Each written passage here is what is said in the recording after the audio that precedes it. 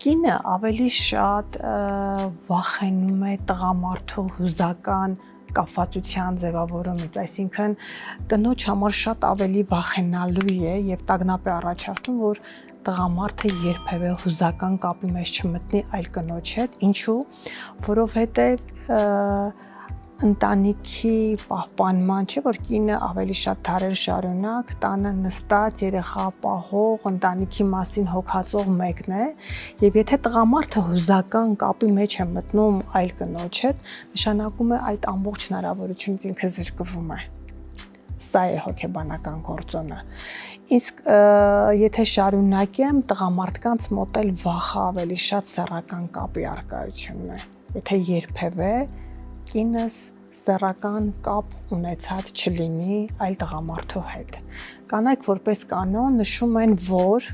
դա ինձ այդքան էլ չի անհանգստացնում, որքան իր ամենօրյա շփումը այդ կնոջ հետ, որքան կիսվելը, որքան հուզական կապը, որքան տեղեկատվություն տալը, որքան կիսվելը, սա է անհանգստացնում։